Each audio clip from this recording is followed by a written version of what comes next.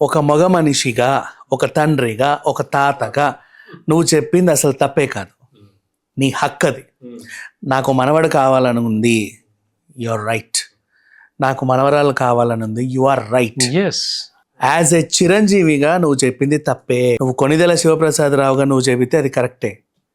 As a Chiranjeevi నువ్వు చెప్పింది తప్పే. బికాజ్ అమ్మాయే కావాలనుకుంటున్నాను, అమ్మో మళ్ళీ అమ్మాయి పుడుతుందని భయం వేసింది నాకు, అంటే పెద్ద ఏదో జరుగుతుంది మాకు, శకలం వచ్చి మా ఇంటి మీద పడ్డట్టు ఫీల్ అవుతున్నాను అన్నట్టు చెప్పొద్దు. నెక్స్ట్ ఏదో నేను లేడీస్ హాస్టల్కి వార్డెన్లా ఉన్నానన్న ఫీలింగ్ వస్తుంది, ఇంటి నిండా ఆడోళ్ళే ఉన్నారు, గంపెడ పిల్లలు. అంటే ఆడోళ్ళు అసహ్యంగా ఉందా నీకేమైనా? నచ్చట్లేదా అంతమంది? వారసుడే కావాలని నీ కోరిక కరెక్టే యాజ్ ఏ కామన్ మ్యాన్గా, కానీ నువ్వు చిరంజీవిగా ఆ కోరిక కోరడం తప్పు. పబ్లిక్ ఫంక్షన్లో అది. బికాజ్ నువ్వు మాట్లాడేది 10 మంది వింటారు. చిరంజీవి గారు కూడా నువ్వు చెప్పేది తప్పు కాదు, నీ అభిప్రాయం నువ్వు చెప్పడంలో తప్పు లేదు, నువ్వు చెప్పిన లొకేషన్ తప్పు. ఎస్, అవును. నువ్వు నీ ఇంట్లో చెప్పుకోవచ్చు, నాకు మనవడు కావాలి, మనవరాలు కావాలి, ఇంకెవరైనా కావాలి, నీ ఇష్టం. నీ కుటుంబ సభ్యుల్లో యూ కెన్ టెల్, నువ్వు 100 చెప్పొచ్చు.